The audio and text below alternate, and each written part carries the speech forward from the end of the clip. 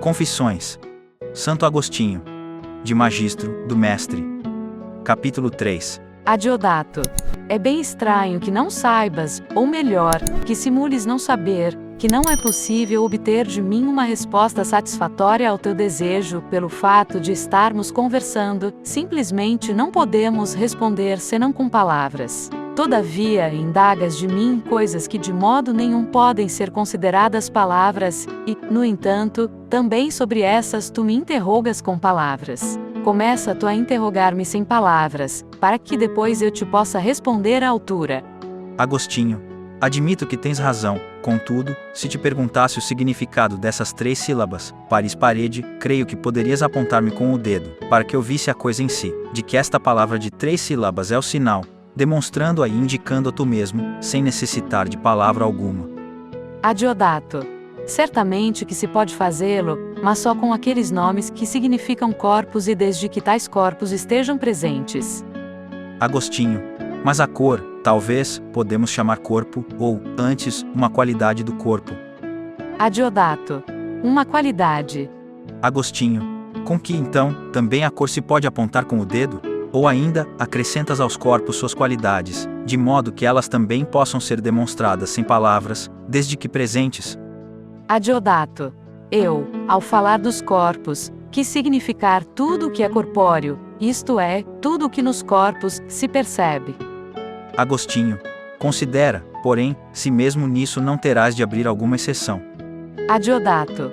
A advertência é justa, de fato, não deveria dizer todas as coisas corpóreas, mas todas as coisas visíveis. Admito que o som, o cheiro, o sabor, a gravidade, o calor e muitas outras coisas que recaem sob os outros sentidos, embora não se possam perceber sem que estejam associadas aos corpos e portanto a estes dizem respeito, não se podem, todavia, apontar com o dedo.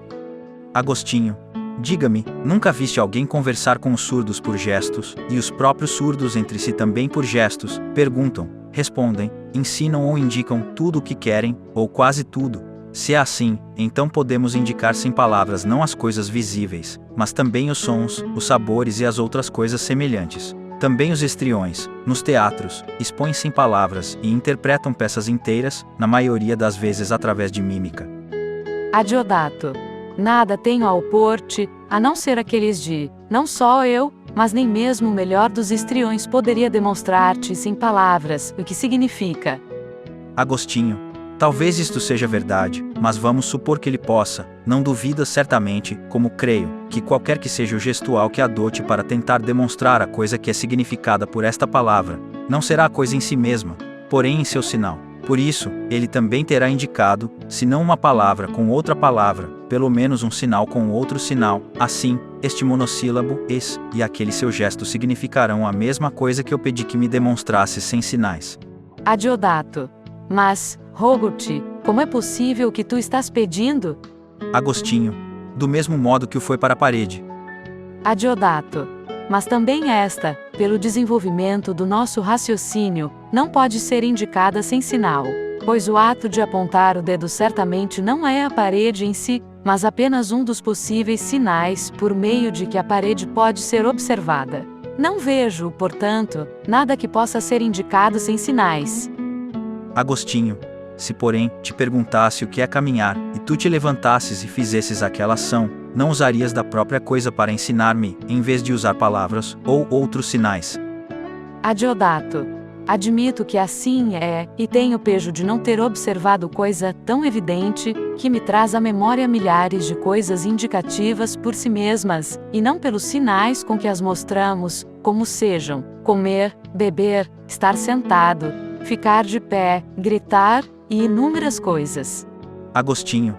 Dize-me então, se eu desconhecesse o significado da palavra e te perguntasse, enquanto caminhas, o que é caminhar, como me explicaria? Adiodato. Continuaria o mesmo ato de caminhar, mas um pouco mais depressa, para que a novidade introduzida despertasse a atenção, e, todavia, não teria feito coisa diversa do que pretendia te mostrar. Agostinho. Não sabes, pois, que uma coisa é caminhar e outra é andar depressa? Ora, caminhar não é o mesmo que andar depressa, e quem anda depressa, não quer dizer que caminhe, ainda mais que podemos meter pressa no ler, no escrever, e em muitíssimas outras coisas. Por isso, se após minha indagação fizesses mais depressa o que fazia antes, eu seria induzido a crer que caminhar outra coisa não é do que se apressar, uma vez que a novidade introduzida foi a pressa, e eu com isto seria levado a engano. Adiodato.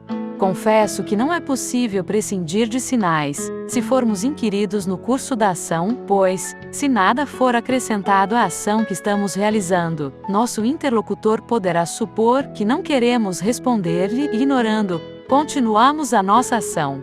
Mas se alguém nos indagar de coisas que podemos fazer, não enquanto as fazemos, podemos mostrar-lhe a própria coisa fazendo-a, antes que com um sinal, em resposta ao que ele pergunta.